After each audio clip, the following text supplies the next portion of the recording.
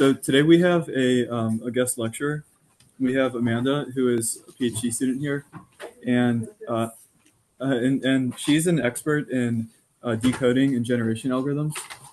So she has a really awesome paper talking about these kind of minimum-based risk methods. We actually might cover those later in the course. And then she was also part of a kind of extensive survey on decoding and generation algorithms. So yeah, really excited to have her give the lecture today. And yeah, as usual, I think, ask questions as you go, and otherwise, yeah, go ahead. Yeah, thanks for having me. Just give a shout if you can't hear me in the back, and feel free to ask questions whenever, but I'll also kind of try to stop at reasonable points to collect questions. So in your last class, I believe you all talked about pre-training. And so let's imagine for a moment that you went away over the weekend, you took all of your pre-training tricks, you found the best possible data source you could find, you went to your locally hosted supercompute cluster, and you trained a really excellent model M. So you now have this new model. Whoop, there we go. Maybe it's a relatively large number of parameters. You trained it on a huge amount of quality data. And now you're left with this really nice new artifact that you can play with. And in this class, we're going to take the model M as sort of a fixed object. We're not going to provide any additional training. We're not going to modify the parameters. Instead, we're going to operate purely on the outputs of that model to get different behaviors out of it. And so the question you need to answer then is, what is model M? And you could have a number of different answers to this. It's a bunch of numbers and matrices. Maybe it's a couple of gigs of storage on your hard drive. But for the purpose of working with outputs of this model, we're going to describe M as a conditional probability distribution. You give it some input, and it gives you a distribution over all of the tokens in the vocabulary that says which tokens are most likely to come next, right? And if M is sort of the standard large language model, this is going to be a token-wise conditional distribution. So when you're predicting your output, each token, you get a probability distribution over the next token based on your input X and all of the outputs up until this point, right? Y1 to Yj minus 1. And with this sort of framing, you can do a lot of different kind of useful things. So you're depending on the style of your inputs and your outputs, whether you provide instructions or you fine tune for different tasks, you can condition on a lot of different things and get outputs for different domains, right? So maybe you want the highest probability Japanese text given your input in English, and that would be like a translation task. We're going to talk about a couple of different kind of quirks of models as probability distributions, and then talk about ways to manipulate them to get different types of outputs. So the first thing to know about at least modern language models is that they are something called locally normalized. What this means is that we're going to predict a probability at each token, and we're going to get the probability of a sequence, multiply these token-wise probabilities together. This means that your probability scores will never go up by adding more tokens to the generation, right? Because you're always going to be multiplying by something between 0 and 1 and usually less than 1. This also means that your scores might not be reflective of sort of sequence level constraints. So if you wanted to predict who the US president was last year, and you see only the first half of these two sequences, reasonably, you'd probably score the second sequence higher than the first. And then if you see the second half of those two sequences, you would now know that the first sequence is correct and the second sequence is wrong. But because you've already given high probability to the sort of prefix of this first sequence, or of this second sequence, and low probability to the prefix of this first sequence, you could very much end up with this sequence having lower probability than the sequence that is actually incorrect. And so we train these models with local normalization because it's reasonably efficient and it's reasonably fast. If you're interested in models trained with global normalization, where probabilities are over sequences instead of tokens, you could take a class like PGMs. But because we train these models with local normalization, it's a little bit harder to do inference with global constraints. And this will become relevant in just a couple minutes. So maybe we can go. We're stuck on the local normalization. Oh, there we go. Another feature of these distributions is that we can use them to get at least sort of a loose sense of confidence over different outputs. So if we ask our model to predict the next token after 2 plus 2 equals, almost all of the probability mass we'd hope is on 4. And so we might say that that model has high confidence in the next token being 4. If we ask it to predict something that maybe the model doesn't know or maybe is more subjective, it might distribute the probability mass more evenly over more tokens. And so then you might think the model has low confidence in that prediction. Whether these confidence scores actually correspond to how well the model does on the task is an issue of calibration. Ideally, for most things, we'd like these model scores to be roughly calibrated so that if the model puts 50% of the probability mass on an answer, that answer is right 50% of the time. Whether or not the model is calibrated, though, is a function of how you train it. And we've established already that we're taking our models sort of as given. So this is sort of a caution that the model we're working with may or may not be calibrated. These scores may or may not be sort of reflective of the actual distribution over these outputs. Another feature of these distributions is that they are almost never ascribing all of their probability mass to a single token. So if we look at the next token for 2 plus 2 equals, most of that probability mass is on 4, but there's a variety of different outputs that have some small but non-zero probability mass. And in fact, for pretty much any task you look at, there will be non-zero probability on some output that is undesirable to you or actually like incorrect. This is a feature both of data and of like model design. So there's some really interesting work more on the theory side that shows that even if all of your pre-training data contains things that are factual, you can still generate things after training on this data that violate these sort of facts that you established at pre-training. And this is part of sort of a consequence of thinking about our models as distributions. They're not like a single point-wise estimate. They're going to ascribe some probability to a whole bunch of things. And you can't necessarily guarantee that all of your probability will be on the thing that you actually would most like to see. So now that we have this model, this probability distribution, how do we get an output from this? We know at any time step the distribution of likelihood over all vocabulary tokens for the next time step. And what we want to take from this is we want to, token by token, generate some output that we think is good. The notion of what outputs is good or what outputs are good, maybe we'll develop a little bit as we go, but we just want some output that seems reasonable. Maybe we hope this probably corresponds to something that's pretty high probability. How do we get an output from this model? And so we're going to first talk about trying to find outputs that are very high probability, maybe the highest probability output we can find. Before we do that, any questions on kind of the setup of models as distributions? Yeah. Could you please repeat what you meant by local normalization? Yeah, so our models will give us a probability distribution at each individual token. So like if you look at all sequences that are length 2, or if you look at a sequence at length 2, there'll be a distribution that adds up to 1 of which tokens will come next to make it a sequence of length 3. But if you look at like all possible sequences that could be generated out of the model, your model doesn't have a well-defined probability distribution that says like, you know, the sentence, I went to work today is more likely as an output than the sentence like, I stayed home and watched Netflix all day. You get like individual token-wise estimates of what's most likely, but it doesn't ascribe like a global score to each of those. I understand. Mm-hmm. All right, so a reasonable kind of first guess for what would be a good output of our model is to just try to get the thing that is most likely, right? Like we hope that we trained this model pretty well. We can just take the thing that's highest probability out of it.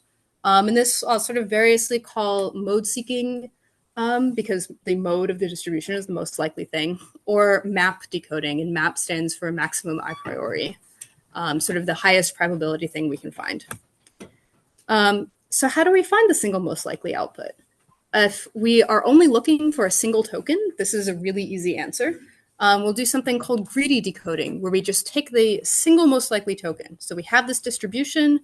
We're going to pick the argmax of it and return that as our answer. And if we're only looking for one token, this is great. Our job is over. This will always give us the highest probability output from the model. But if we're looking for something that is more than one token long as the output, it's possible that this won't give us the highest probability sequence. You can imagine maybe there's a prefix that starts really high probability, and then the probability mass after that is very diffuse. Like maybe the first word is super likely to be the, but then there's a whole bunch of options after that. And so the sequence as a whole has a relatively low probability score. So this isn't necessarily going to get us where we want for a longer sequence. So maybe we hedge a little. Maybe we want to search instead for sort of a couple of different candidates and then evaluate at the end which one actually had the highest score. And this is sort of the most common way to do this is beam search, which I think many of you have likely seen before. So we're going to maintain a couple of options so we don't miss like a high probability completion that could be hidden behind a slightly lower probability prefix. And what this looks like is we define sort of a breadth of our search. We say maybe we'd like to keep 3 options at all times, and we're going to explore a number of candidates for each step and then kind of prune that back down to 3 options and explore again. So if we picked a beam size 3, we'll start with sort of 3 candidate sequences. So that's these 3 right here. From each of them, we'll look at the 3 most likely next things. So now we have 9 possible subsequences. We'll pick the 3 sort of 2-token sequences that are most probable out of this set of 9. So here it's this one, and this one with the red. And then we'll continue from there. So those are our 3 new candidates. We'll look at 3 possibilities for the next step for each of those, and we'll prune back down to 3. So at the end of doing beam search, we'll wind up with 3 possible candidates, and we'll just look at which one is highest probability and return that. Yeah. In step 2, when we choose A, E, and B, is that considering like the whole probability for the sequence up until that point? Like multiplying the probabilities at this stage by the previous one? Yeah, that's a great question. So that's why we can wind up with multiple things from one beam group and nothing from another. So like maybe this was the 3rd highest probability thing to start, but nothing after it was really high probability.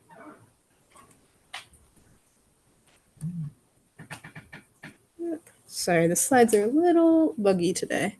And so periodically throughout, just as sort of an example of how you might actually practically do this, I'll provide a little bit of what this would look like in Hugging Face generation. Of course, not the only option you have, but if you were to call sort of Hugging Face's model.generate and you want to do greedy decoding or beam search, you set sampling to false because we're looking for something that's highest probability, and you change the number of beams parameter. So greedy decoding is beam search with beam size 1, right? Because you're only considering 1 candidate as you go. This sort of isn't the be-all and end-all of generation, so we'll talk about a couple of potential issues with looking for the highest probability output. The first is simply the question, is the highest probability output the best output from the model? So say that you were trying to predict what my cat does next after a series of actions. And if you look at the whole probability distribution over sequences, you can see that outputs that have a low probability tend to be worse than outputs with a high probability, right? This is sort of what we hope we've gotten out of training the model. Something that is really low probability, like the cat grew wings, is unlikely to happen. Something that's relatively near the top of our distribution, like the cat sat down, seems like a reasonable output. But if you look at the very top of the distribution and you just compare like maybe the highest probability thing to the 2nd or 3rd highest probability thing, there's not really a guarantee that those are sort of well sorted with respect to each other. Mess around. So the cat sat down is higher probability than the cat ran away, but that doesn't necessarily mean that it's like clearly a better output. These kind of both seem reasonable, right? But something has to be top and something has to be second. And in fact, if you look at more broadly at the probability distribution, maybe, you can see that this gets even more complicated. The cat sats down is the highest probability. Here, for the sake of simplicity, we're saying the distribution only has these 6 or 7 sequences in it. But if you actually look at sort of what the probability mass is concentrated on, these 3 outputs like right underneath it all mean basically the cat left the area, right? So 30% of the probability mass is on the highest probability output, the cat sat down, but 60% of the probability mass is on something that sort of semantically is the cat ran away. It's just that this is distributed over 3 different ways of saying the cat ran away, so that you can't actually see this surfaced in like the ordering of the probability distribution. So what do we do with this information? If you're sampling multiple outputs from the model, you can try to leverage some kind of notion of consistency between them, which I think Sean will talk about in a later lecture. If you're sampling only one output from the model, maybe this is just like a word of caution that the highest probability thing is maybe not necessarily the most or the best thing, even if it is sort of a reasonable looking output. But further complicating things, the highest probability thing isn't always even a reasonably looking output. In fact, for a lot of early machine translation models, the highest probability output given any input was the empty string, right? If you're not super confident in what goes next, the easiest option is just stop. And this is obviously not super desirable behavior for your model. You'd like it to occasionally output some text. But this is sort of a broader issue of length. Length is a confound in 2 different directions here. So there's some great work in the RLHF literature. So this, I think, in particular is from Singh et al. 2024, that shows that when people are annotating preference data, saying like which of these outputs is better, they tend to prefer things that are longer, even if they're not better on sort of other quality metrics. But in contrast, our models, at least before we RLHF them, prefer things that are shorter. And this is a consequence of multiplying those probability scores at each step. You're going to multiply by something that's less than 1. So almost always, as you make your outputs longer, you're also making them lower probability. And this is an issue if you're comparing things that are of different lengths. Perhaps if one of your beam search sequences ends in an end of sequence token and the other continues for another 20 tokens, it's not really a fair comparison between the two. So what people generally do in practice for this is implement something called a length penalty. So this is sort of an exponential factor on the scoring you're using to compare between sequences, which can either penalize sequences that are long or penalize sequences that are short, depending on whether it's above or below 1. And this sort of encourages fairer comparison between sequences. You can kind of control to get an average sequence length that is higher or lower than the model would generate without any length penalty. Another issue with greedy decoding that you may have seen if you've worked with an older model, so maybe something like GPT-2, is that often you'll be generating a sequence and you'll generate some text and then the sequence will repeat and then the sequence will repeat and then the sequence will repeat. And once you start this repetition, it's incredibly hard to get the model to sort of stop and generate anything else, right? And this is because repetition compounds itself, right? Maybe it's relatively high probability after a sort of phrase to generate similar tokens or the same tokens that were in that phrase. And then once the phrase has been there twice, it's very high probability to generate a third one. And then once you've repeated something 3 times, the most likely thing is you're going to keep generating the same thing over and over. How do you avoid this problem with the mode? You can train a better model. So you probably don't notice this if you're using something like a GPT-4 or Gemini. Better models generally just don't have this problem as frequently. You can also, if you're sort of stuck with a model that has this issue, discount the scores of tokens that were previously generated when you're measuring the probabilities. So if you have generated the tokens sequence before, you add a small negative modifier to the probability of sequence going forward. And this prevents it makes it more difficult for the model to generate repetitions. And this is sort of one of the many hyperparameters you can kind of play with if you're seeing this issue to sort of alleviate this effect. Of course, it's not always good to like not be able to generate the same token twice. Maybe you want to use the word sequence in a different context, and that's why this is a penalty and not just like a hard constraint. There's another kind of interesting issue with MAP, which is called atypicality. So for this, imagine instead of having a language model, you just have a coin, an unfair coin that has a 60% chance of getting getting tails when you flip it. If you flip this coin 100 times, what's the single most probable output? Anyone know?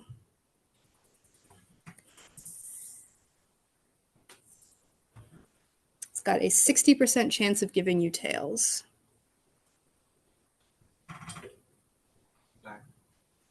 What? No output? Are there only two chances, or is it like the previous one where the translation got confused and it got scaled? Yeah, we're gonna say that the coin will always land on something. Yeah. Does it give you like always tails? Right, yeah. So like these, if you enumerated every output, the single most probable output would be getting tails every time, right? This is 0.6 to the 100 instead of some combination of 0.6 and 0.4 multiplied together 100 times. But if I flip that coin in front of you 100 times right now and it was tails every time, would that seem like sort of normal to you? Would that be a little bit surprising? And this is the concept of typicality. So the single most likely output, the mode of the distribution, is not necessarily something that is typical of the distribution, right? The typical output in this distribution would be something that has like a few more tails than heads. And so this is sort of another way of saying that the single most probable output might not actually represent something that is sort of characteristic of the broader distribution of text the model was trained on, the broader distribution of text we'd like the model to generate. And so actually finding the real mode might not be what we're looking for at all. There's a way to compensate for this from kind of an information theory perspective, if people are interested in the idea of typicality, called locally typical sampling or locally typical decoding. I won't get into it now because it's a little bit in the weeds, but it's a really interesting read. Kind of related to this, there's a kind of whimsically named phenomenon called the curse of beam search, which is that people noticed after a while that decoding with beam search has this kind of weird property. So if you decode with beam width 1, right, you're doing greedy sampling, you don't have a great chance of finding the highest probability thing. As you do a broader and broader search, you're exploring more and more of the space, so you're surfacing something that's higher and higher probability.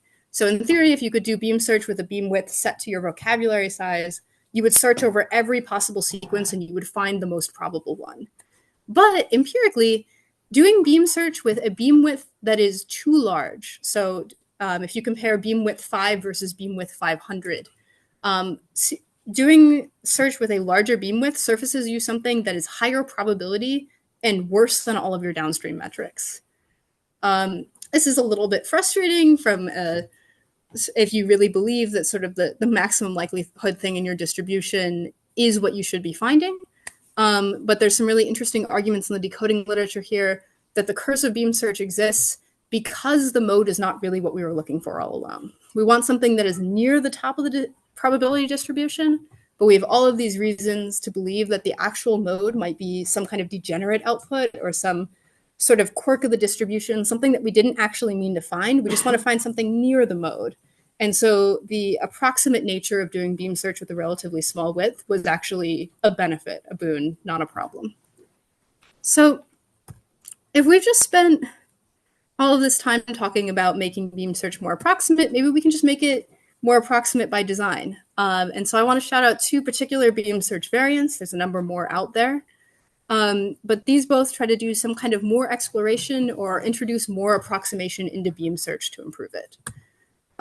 Diverse beam search modifies the scoring. So at each pruning step where we're cutting back down to a beam width number of sequences, the scoring is modified to avoid choosing beams that are too similar to each other. So maybe we have a whole bunch of things at the top that are really just very subtle rephrasings of the same sequence, and we actually want to surface sort of like 3 different sequences. And so that allows you to get sort of slightly different outputs out of beam search. Maybe you have 3 good outputs instead of 1. And stochastic beam search modifies this next token selection to, instead of using greedy decoding, sample from the probability distribution. So the idea is maybe we don't actually want the top 3 or the top 5 sequences. Maybe we just want 5 sequences that are near the top of the distribution. And so this sampling allows you to do that. Which sort of brings us to a broader idea that maybe if we don't actually need the top of the distribution, we're okay with sampling instead of searching. And you can implement both of these things in Hugging Face. Diverse beam search uses the number of beam groups, and stochastic beam search, you just turn sampling on. So with that, we're going to move away from decoding as optimization, trying to find the very best thing, to trying to find something that's reasonable or characteristic of the distribution by sampling. Anyone have any questions before we move on? I'm curious, stochastic beam search over there, because like in MLE, like we are trying to maximize the likelihood of this from the probability distribution, right? Like, isn't when you do go down to weeds and do the mathematics, isn't stochastic beam search like sort of accomplish the same thing? Aren't we also trying to maximize something about the likelihood of our token by in expectation? I don't know. I'm just guessing because isn't that why we typically invoke stochastic distribution? Because you're trying to get something about Some expectation value or something? That's a great question. I think the intuition of stochastic beam search is more that you're trying to get something typical of the distribution or sort of characteristic of the distribution rather than the mode. So it's more about prioritizing exploration, but I do think it would do something interesting with the expectation. I'd have to think about that a little more. Thank you so much. Yeah. Cool. So if we're sampling from models, we know that our model is a conditional probability distribution. Maybe sampling from it kind of seems like a reasonable thing to try.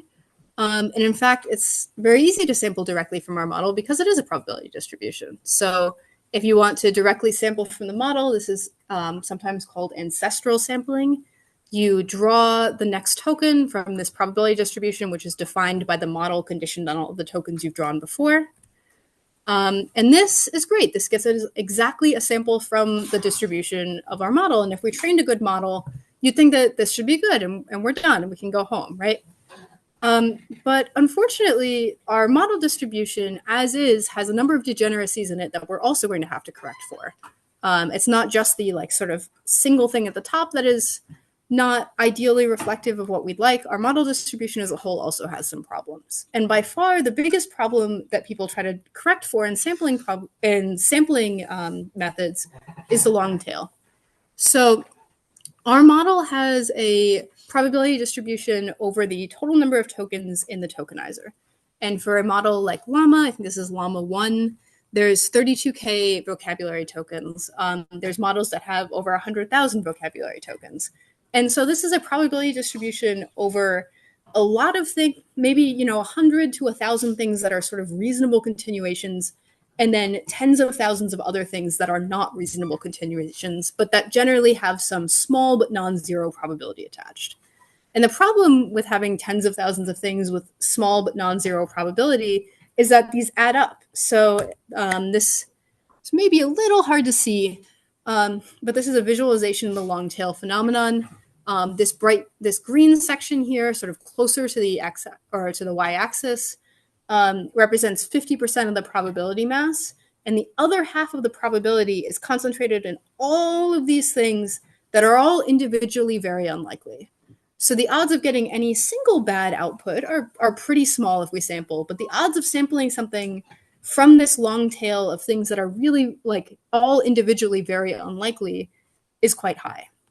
And because this includes every possible token our model can generate, there's some really, really weird things in here. We'd like to sort of sample things that are generally relatively high probability and avoid sort of these degeneracies. And maybe this is even implied by having this line here. The easiest way to do this is just figure out some way of cutting off the tail. We don't think we probably want most things in there anyway. One of the simplest ways to do this is to pick a number of next tokens we'll consider. So we'll say maybe you consider the 6 most probable tokens. So out of this set of 10, at the first time step, we'll consider the top 6 tokens. That's 68% of the probability mass. At the second time step, we'll still consider the top 6 tokens, but here the distribution is a lot peakier, and so that's actually 99% of the probability mass. Maybe this isn't great. Maybe we're still kind of seeing part of the long tail sneaking back in. And so an alternative to top K is to do top P or nucleus sampling, where we sample from the top amount of probability mass instead. So you could say I want 94% of the probability mass to be captured. And then maybe in the first step, this captures a large number of tokens because the distribution is quite flat. And in later steps, if the distribution gets peakier, this could be only a very small number of tokens. Maybe this isn't enough. Maybe you don't just want to capture sort of the top probability mass, but you want to make sure specifically that you're not capturing individual tokens that are low probability. So an alternate framing is to do something called epsilon sampling, where instead of saying the probability mass you want to include, you say the minimum probability mass for a token to be included, and you exclude everything that's below that threshold. So here, if everything is sufficiently high probability, you could sample from the full distribution, and as tokens become lower probability, they get excluded. And so these are sort of all different ways of trying to cut off the long tail. Another way of manipulating the distribution rather than cutting off the tail is manipulating its shape. And so we do this with a parameter called temperature. The way you get the distribution out of the model is you take the sort of outputs of your last layer and you apply a softmax on top of that. So temperature looks like an exponent you apply right before the softmax, and it will not change the relative ranking of tokens, but it will change the relative probability mass. So in the middle here is temperature 1. This is like no effect. This is the original distribution. If you make your temperature less than 1, you make the distribution much peakier. So if you have some kind of task where you imagine there are probably only a few correct answers, like if you're doing math reasoning or code, maybe you want the temperature to be less than 1 to sort of concentrate your probability mass on the very top of the distribution. And conversely, if you're doing a task that you think might have a lot of correct answers, like if you're doing creative writing or you're generating a reasoning chain to decide what math to do, maybe you want the temperature to be greater than 1, which will allow more diverse answers because you're sort of flattening out your distribution. And this can also be applied on top of or in conjunction with any truncation methods, right? This will change what gets truncated because you're changing the shape of the distribution, but you can use the two together. And all of these things are sort of commonly used. They're implemented in Hugging Face. They're also in a lot of like playgrounds or API style things. So I think OpenAI lets you do temperature. I think a couple of places let you do like top P or top K. So yeah, these are all pretty widely available. And then I want to mention one other thing in sort of the sampling space that is a little bit newer and a little bit, I think, exciting, which is the idea of contrastive decoding. So we know if we have sort of multiple models that they will make different mistakes. And in particular, we think that smaller models will make more mistakes, right? If we have a kind of a good model and a worse model for a task, we think the worst model is likely to maybe mess up more frequently. So in contrastive decoding, you take 2 or more models and you try to choose outputs that our best model finds substantially more likely than the sort of amateur models. And the way this is implemented is just by subtracting the probabilities between them. So in this case, you take the probabilities out of the expert model and the probabilities out of the amateur model, and you subtract the 2, and then you treat this as your sort of new, now no longer normalized distribution to sample from. The advantage of this is that you can use this to do different types of control. So for instance, if you took an expert model that was just like your base model M that you've been working with, and you took an amateur model that you trained on a lot of really toxic text, or on a lot of text that was maybe in a different language, if you're worried about your model like slipping between languages, or that represented a level of formality you were uncomfortable with or something, then you can subtract out this other model and use that as a way to sort of control your base model. So in particular, I think there's a paper after this that does this with toxicity and finds that it works quite well. Contrastive decoding, an important note here is that Hugging Face supports something called contrastive search, which is not the same method. Contrastive decoding, you need to actually sort of subtract out logits from each other and then implement whatever kind of sampling you want to do on top. So these are different ways of getting a single output out of the model, either by maximizing probability or by sort of trying to sample from some characteristic distribution. And then next, we'll talk a little bit about trying to add in additional constraints that are not just probability-based. Any questions before we go on? Yeah. In general, how do we optimize the value of K and the temperature corresponding to like LNM? Yeah, that's a great question. Like, how do we choose K or P or temperature? There's some intuitions, like maybe you want to be a little bit like set a lower K or a lower temperature if you think that the like output space is more constrained. But as a whole, people just kind of try different things. Yeah, because different tasks requires a different kind of key. Like as you mentioned, for creative writing, there can be an open-ended answer. So like it can have multiple, like high value for temperature or the key value, and the coding task or mathematical task. So how do we optimize? Because in general, we don't use an API, we directly input into an LLM. Right. Yeah. So it'll vary by task and by model. All right. Because your model's original distribution could be very peaky or could be very flat. There's some work trying to make recommendations generally for these. I haven't seen anything that's like super convincing on universal recommendations. The one thing that you can do is you can look at what a model's creators have specified for it. So if they've uploaded it to a model repository share like Hugging Face, you can go in and check. It should have like a generation config.json, and you can see what they've recommended for all of the different methods, and then kind of like modify it from there, like lower for reasoning, higher for like open-ended tasks. But yeah, I think maybe the broader lesson of the different sampling methods is that if your performance is not great, or if you're like doing a shared task or something and you want it to be higher, you can get like a decent little performance bump just by kind of playing around with those. Yeah. Can number of beams be larger than one when do sampling? Yeah, so that'll give you different types of stochastic beam search. I think I haven't seen a lot of people do stochastic beam search recently, but I'm not sure why. I think it still seems like a really good method. So if we do top K, then just one beam.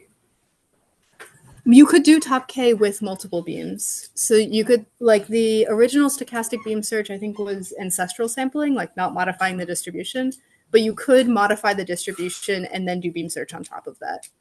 So you could do a temperature constraint and a truncation of the distribution constraint and a beam search all together. You can also do contrast or stochastic and diverse beam search at the same time. So a lot of these will sort of stack on top of each other. Great. So we will talk about two different types of constraining generation. The first type of constraining generation assumes that you have a very particular format that you would like your output to look like, and you're able to specify what you want your outputs to look like in some kind of programmatic way. And the running example we'll use for this is we'd like the model to output some kind of valid JSON according to a schema that we can write. And this at first seems kind of simple. Our models are trained on a lot of code. You'd think they kind of know what JSON looks like. But in practice, even good models can struggle at this task. This often kind of takes the shape of using different names for keys, or maybe even like missing a comma at the end of a line. And if you are trying to do some kind of like, production like environment, you really want your model to do to generate something valid every time. So to generate something valid every time, you can implement these constraints in a way that enforces that the generation will satisfy them. And in this section, I'm using examples and diagrams from a great set of slides that my collaborator and friend Matt Finlayson at USC made. And so his running example here is Taylor Swift was born December 13th, 1989, and we want some JSON formatted data out of this that includes the name and the birth year. And so one way of doing this, and I believe the way that the OpenAI Playground supports doing this, is representing this schema as a state machine. So if you've ever taken an Automata class, this should be familiar to you. If you haven't taken an Automata class, you're going to read this kind of expectedly from start. And then each of these things along an edge is going to be the valid generations there. So when you start, you can only generate the sort of opening curly brace. From state one, there's two out arrows. So you can either generate this set of tokens that starts the name entry, or this set of tokens that starts the birth year entry. And then they'll also use regex. So this is sort of any integer. This is any like alphabetical character.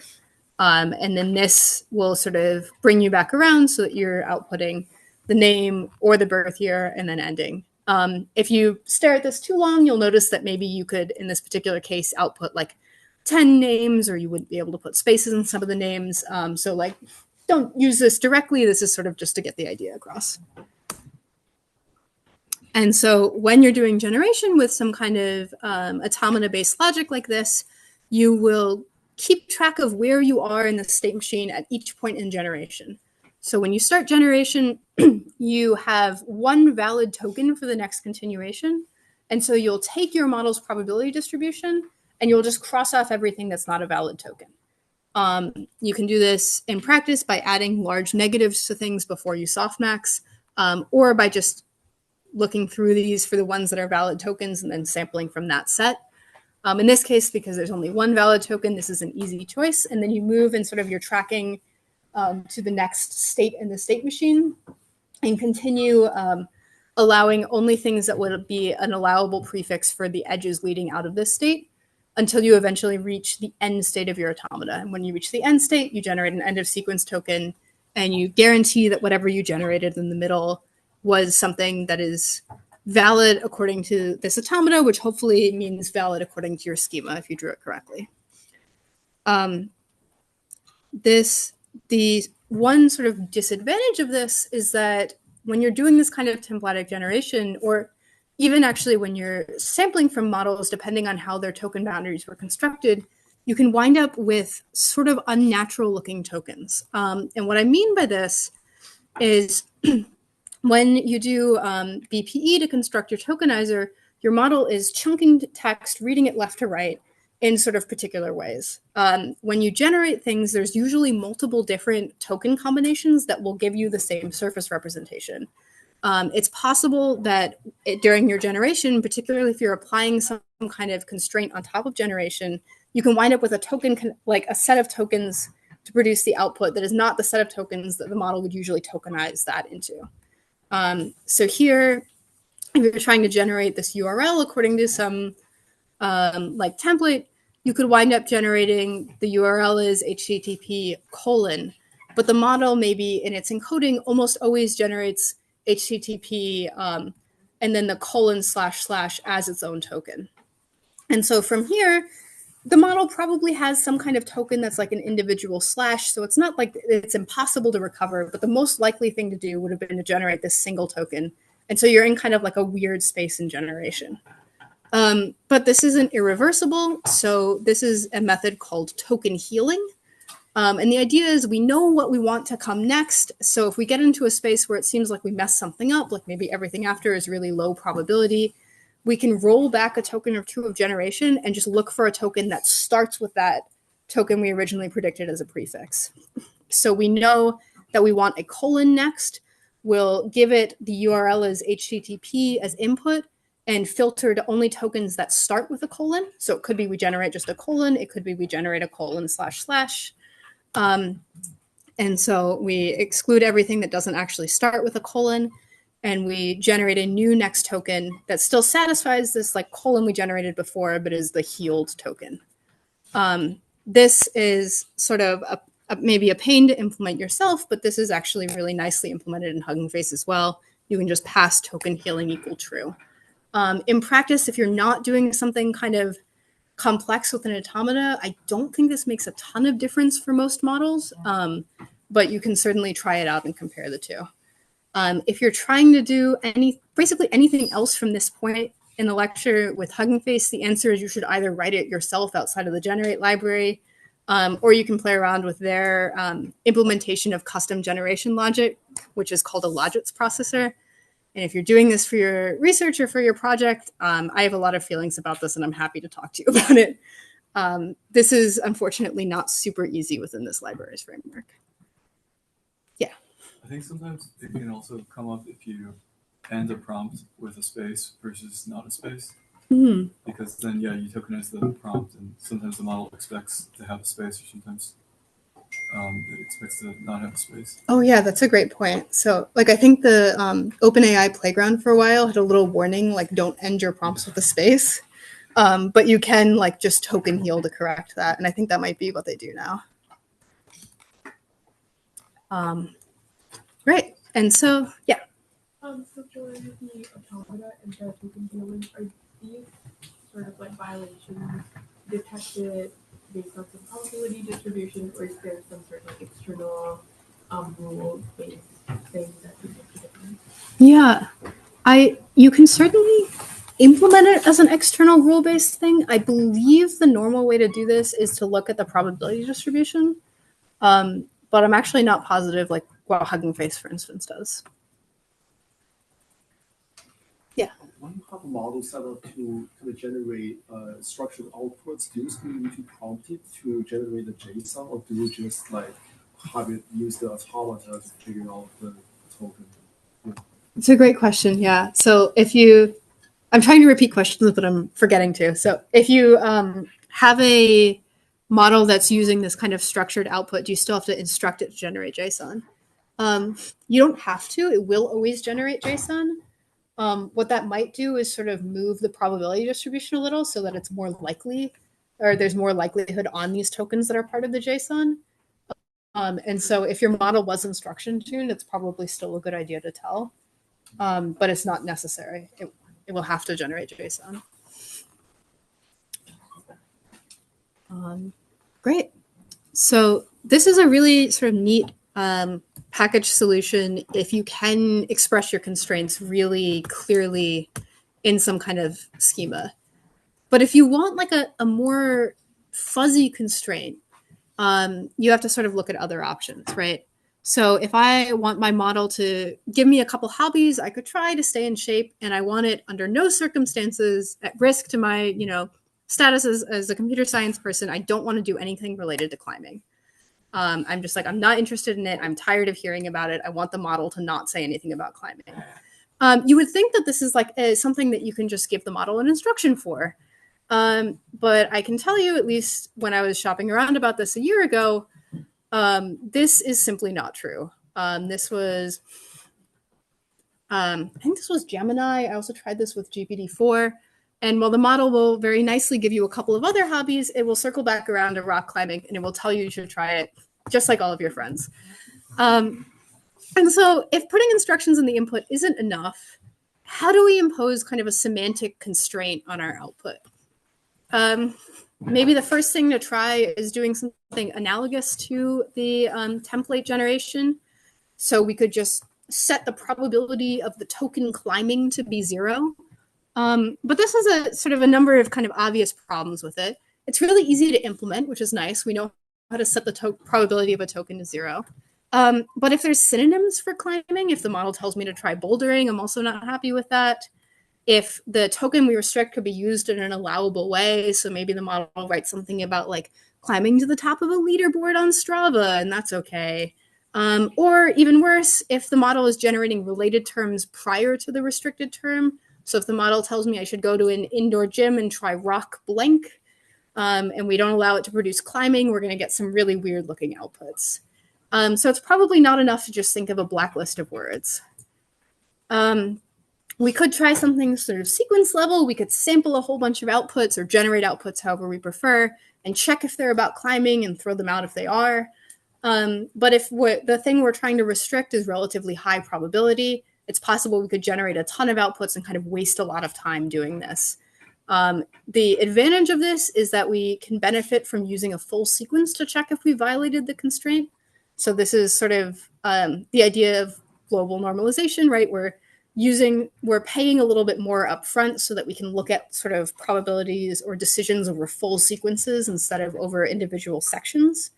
But if we don't want to sort of sample 1,000 things and hope, this doesn't really seem like a great option either. So instead, we're going to look at things we can do to make decisions on sort of an individual token level. And sort of the canonical example of this is a method called fudge. Fudge is an acronym for future discriminators. Future discriminators for generation, I think is the GE. And the idea here is that in addition to our main model, which is this dark blue P, we're going to train some small auxiliary model that is not in charge of language modeling. We just want it to make yes/no decisions. Sort of what is each next token likely to bring us into sort of the allowable class or the unallowable class. And so we could do this for, is the sequence going to be about climbing or not? In this example, this is about formality. So the model predicts whatever it thinks is sort of a reasonable continuation of the sentence. And this little auxiliary model in red here predicts, will each of these next tokens make the sentence more or less formal? And in this case, we want the sentence to be more formal. So our little auxiliary model, when we multiply these together, heavily upweights prefer and thus. And so we get the sentence, do you prefer instead of do you want, which biases it towards being more formal. You can train these sort of little external discriminators for kind of any task where you have labeled data. And so here, rather than having I think we're fine. Rather than having a hard constraint, you can add something that's a little fuzzier semantic as long as you have some way to label data for it. You might wonder if you can do something kind of reward modeling adjacent for this. And sort of a little bit of a theory justification for why that would work is from this great paper, Corbeck et al. 2022, where they argue that RLHF as a whole can be taken as Bayesian inference. So if you don't particularly care about Bayesian inference, you can zone out for like 30 seconds. But if you do care, you can think about your original model, M, as sort of this prior. You have some new evidence provided by some external model, your reward model or your future discriminator, and you can, combine those together to get some kind of posterior, which is your aligned LM or your reward-aware LM. So in RLHF, you do this through training, but you can also do this at inference time if you are able to make a prediction at an individual token by token level of what your final reward will be. And so there's a paper that implements this called reward augmented decoding. This is functionally taking the idea of future discriminators from fudge and doing some really clever stuff to figure out how to calculate a partial sequence reward. So the future discriminator here is, will the sequence at its completion have a high score according to my reward model? And they train sort of a estimator of the reward model that operates on individual subsequences to accomplish this. And they show that this gets you performance not always as good as RLHFing, but often actually quite close, and you don't have to do any additional training to your model. So these are, none of these things are sort of directly implemented in Hugging Face, but these are all sort of other powerful ways of manipulating the distribution. So to sort of wrap things up, there's 2 different levels of generation loosely defined. At least the argument that Sean and I make in the survey paper he mentioned is that there's 2 different levels of decoding. We have this model that we started with, which has a distribution P of y given x.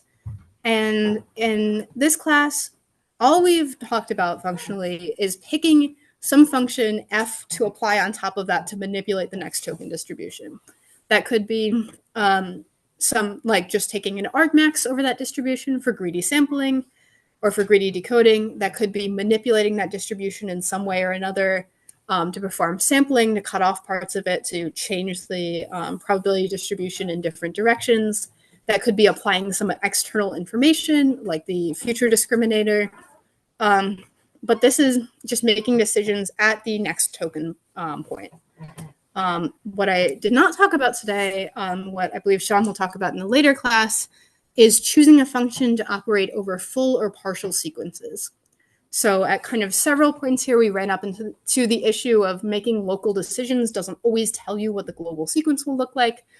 And so there's a wide variety of methods that operate over full sequences or over kind of more substantial parts of sequences, like several paragraphs of generated text, to try to make decisions. And the sort of key thing I want to emphasize about this is that every method that you can do in this category can be applied over any kind of method you use to get those partial or full sequences. So all of these sort of individual, like in the weeds decoding decisions can impact what you do in the second step and can actually have pretty big impacts on how well that second step works.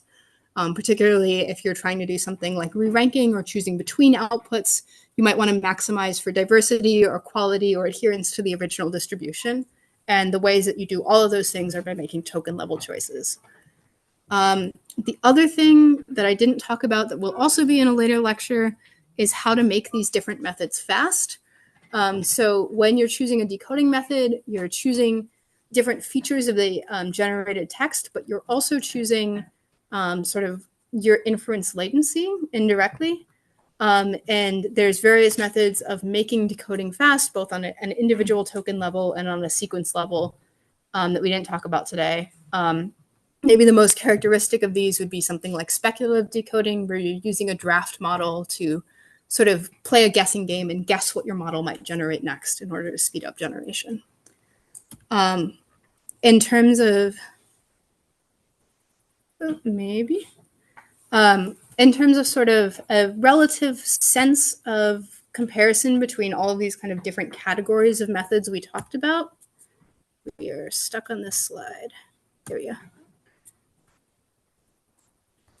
Sorry, this is usually not this slow. We talked about how you can use these decoding methods to control various features of the output. So you can match constraints, either guaranteed matching, if you can sort of enumerate your constraints in a way that is like in token space, or you can factor in some external information. You can also do this at the sequence level as well if you want to sort of send information to a calculator or a verifier. And up until a point, you can do more expensive decoding to compensate for a worse model. So there's, of course, limits here. You're not going to make GPT-2 small better than O1 by doing like clever top P sampling. But if your model is performing poorly, or if your model is performing poorly relative to other models in its class, it's entirely possible that there's some decoding decision that is to blame. And that you could improve its performance pretty dramatically by just messing around with these things that are, relative to training, much cheaper to play around with. And these different methods have trade-offs in quality, in diversity, if you're sampling multiple sequences, and in inference speed. So we didn't go through and kind of talk about the inference cost of each of these methods, but to give kind of like an overall sense, sampling will generally be relatively fast, and will generally give you outputs that are more diverse than something like map decoding, but it can be lower quality, right? You're accepting a certain level of risk by sampling from your distribution. More restricted sampling methods and map decoding or mode-seeking behavior decoding are higher quality but less diverse. So as you get sort of closer to the top distribution, things tend to look the same, but they also tend to be higher quality.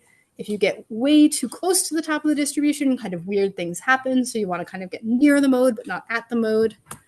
And adding external scorers, so doing things like fudge or adding an automata in, can be high quality and can, in the case of automata, give you some guarantees about your output, but can also be quite slow. And so in all of these, you're trading off different things to sort of achieve what matters most to you in that task. And I hope if I leave you with nothing else today, that I've convinced you at least of this, which is that your responsibility to make decisions about the setup you're using doesn't end when the model is trained. If you take a model that somebody else has trained, you can't just abdicate responsibility. And letting a library pick sort of sensible defaults can be effective in some cases, but can also leave a substantial amount of performance on the table. So the decisions that people make when they pick like a library default are either based on specific tasks that they cared about evaluating on. So maybe they're based on the model's MMLU score and you actually want to do something very different from that. Or they're maybe more often not based on anything at all and just sort of borrowed from a previous model or from a previous setup.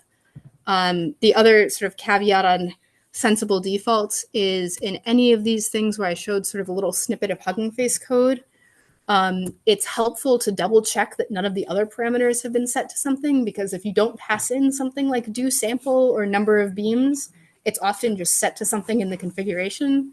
And so it's worth thinking about which things you're using, but it's also worth double checking, especially if you're running Hugging Face code, to make sure you actually know what you're using, because you might be surprised. So that's the sort of end of the overview. I'm happy to take any other questions. I see in the back.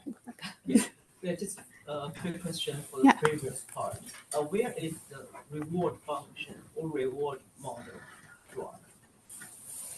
Where is it from? Oh, Yeah, how you get the reward model? yeah, it's a great question. The process of getting a reward model is usually training it on some kind of labeled preference data.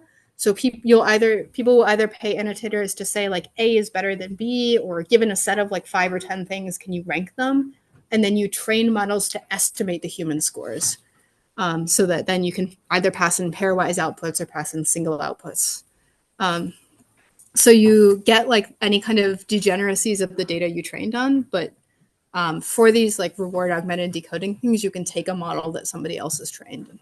So when during the inference process, there are basically two models. One is the train text model, the other is reward model. Right. Yeah. If you want to add a reward augmenting, and that's part of why these are so slow. Something like fudge, a lot of at least the original sort of fudge paper suggestions were things like style, where you can learn like a really small model, or even like if you want to learn a model, like, is this about climbing? That can be a tiny model. And so it's like not that expensive to store and to run. But if you're doing reward modeling, you're often using a much bigger model. Reward models can be like 7B or larger. So Actually, I wanted to understand the difference between using a reward model versus fine tuning a pre-trained model. Yeah. They can get like similar results, or like what's the difference? Yeah. So fine tuning, depending on the type of fine tuning you're doing, you're generally either fine tuning for a specific task or fine tuning for like instruction following. Unless you're doing something that is explicitly about preference, like direct preference optimization, you're usually like trying to make the model better at something. Whereas something like reward augmented decoding or direct preference optimization or RLHF, you're trying to make the model like match up to some fuzzy human preference distribution. And so my sense generally is that if you want to like make the model better at a given task, you probably still want to fine tune it, because things like teaching your model to summarize or teaching your model that given an input, it should generate like the same thing but in a different language, is sort of like it's relatively easy to learn through supervised fine tuning and relatively hard to just encode directly in a decoding method. So that's kind of like you should give it an instruction or tune it. Thank you. Yeah. Could you please explain fudge again? Yeah, for sure. Unfortunately, it'll be about 5 years to get back there. Here we go. Oh, we're gone. So the idea of fudge is that you've got two different models going on. You have your base model, and you have some small model that is predicting whether your sequence is likely to satisfy the constraint at the end of the sequence. Right. I'm curious about like X1 is to 3. Like, so does it already have the generated token? Like, yeah. So this is scoring next tokens. This is scoring next tokens based on like whether that sequence will satisfy it. So this is just like the continuation, and this is saying like, will this sequence be formal given do you want, do you prefer, do you thus? I see. So it sees that token as part of the sequence and predicts whether it satisfies it. I see. The nice thing about that is that you can use if you're not running these directly in parallel, you can use sort of the probabilities from this to decide what to pass through the second model. So if you have a relatively big future discriminator, you can say like, oh, I'm only going to consider like the top 100 like candidates from my model because these are the things that are sort of relatively high probability, and then just run it over 100 things instead of running it over like the whole vocabulary space. So if you don't mind me repeating my question, make sure I've understood you correctly. I just take a generated sequence. I take the list of possible next tokens, and then I run. Then my small model tells me if this particular sequence of next tokens fulfills my task, and then it turns that into scores which are multiplied to weight the generating model's next token generation. Right. Yeah. That's exactly it. Yeah.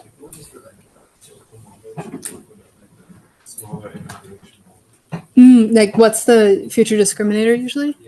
I believe in the original Fudge, it was like a 2-layer like encoder, like a 2-layer BERT. But this was also 2021.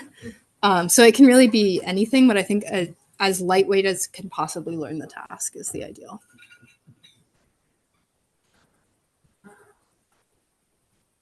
Yeah. You know, so when you do the JSON constraint decoding, Mhm. then the output is high quality in terms of matching JSON. Do you know how adding in the constraints might affect the quality, just like of the text itself? So, like, yeah, does it generate lower quality text within the JSON compared to just outputting in a text format? Right. I think that this gets back to the question that you asked earlier about giving instructions, where I feel like the temptation with like a JSON-based constraint is to not give it any instruction at all anymore, because it will generate something that can't be at least like incorrect JSON. But if you give it the instructions, I would hope that it would still be relatively high quality. Yes. I don't know. I haven't actually tried this, so. Building on the professor and the other gentleman's question, so what exactly is the maximum impact a single token could have? Like you mentioned the rock climbing example. Now, you said just ignore rock climbing. You said that once, and that had limited amounts of impact. Is there an upper limit which one particular token's impact could be? Could you change this upper limit by repeating the same token n number of times? Like, is there a certain ratio beyond which, like, if I repeat the same thing, like, don't show me rock climbing, don't show me rock climbing, great answers, and all possible variants of it, and I just append that to my prompt. Is that good enough to sort of get me the same results as any of these methods? Yeah, this is a great question. I think I have two separate thoughts on it. So the first is like, can you just append like every possible version of "don't say rock climbing" to the end? This might actually have the opposite effect. This is more of a problem for vision models than for language models, but like maybe 6 months ago, you could see this all over Twitter where people were saying like, generate me a picture of a room that doesn't have an elephant in it. And the picture would always have like a little elephant hidden somewhere. Models are not as good at like conditioning that tells them what not to do. And so depending on how well instruction trained your model is, you can actually, if you give too much information about rock climbing in the prompt, condition it to talk more about rock climbing in the rest of the answer. In terms of like impact of an individual token, there's some really fascinating work in the jailbreaking literature on tokens that are sort of outside or inside the normal convex hull of the embedding space. So if you have something that isn't on the convex hull, that token cannot be generated, or if that token is provided, it maps back to something else, which isn't like the actual token you provided. And so there'll be examples where the input will be like, hey, can you tell me about this string that looks like completely inhuman? And the output will be like, yeah, so the War of 1812 was about X. And it's because that like token is like so undertrained and in like such a weird part of the embedding space of the model that it like the model actually interprets it as something else. And there's some interest in like using this to try to jailbreak models. I don't remember the name of the paper that talks about this, but there are undertrained tokens that have really weird degenerate behaviors. I don't know about like the behaviors of like normal tokens, if you can quantify that. But then if like there isn't enough training over there, I guess a lot of chain of thought prompting, is it possible that you could provide just enough information in context that you aren't overloading information one and that like it ends up generating the elephant just not generated 1,000 times. But on the other hand, you just mentioned not generating elephant once. It has like one context of perhaps elephant is not present in its training corpus very well, so does that understand this token? Is there like a fixed ratio per se between one token and a million tokens? A sweet spot where it gains just enough context from the prompt that it's able to accurately perform these negation tasks? I think that's a great question. I think it'll depend a ton on the model and on what kind of like output the model has been trained to give you. Like if you have a model that's been trained to do reasoning, heavy quotes, it will likely have been trained with a lot of data that looks like, oh, but I generated X. Wait, the user wanted me to not generate X. Let me try again. Let me check if I'm still violating constraint X. And in that case, I think constraint specification in the input would be a lot more effective. But like if you have a model that doesn't have that, I think you'd have to like try to see what that sweet spot looked like experimentally. I see. Thank you so much. So in constraint decoding, is it in a way limiting context to the model, or is it limiting the output of the model? Because limiting a constraint is more similar to what RAG does, like it answers in a specific context. So how is it different from that? Right. Yeah. So like things like RAG or providing instructions to say what not to do are like very beginning of the model, and this is very end. So the model like isn't aware of the constraint in a fuzzy sense. Like it won't. Future generation steps won't be conditioned on anything that violates the constraint because you've been enforcing it. But they like the rest of the model and the pass through the full model isn't with any awareness that there will be a constraint at the end. It's possible to add constraints earlier on, but most people add them either at the input or like by manipulating this last layer.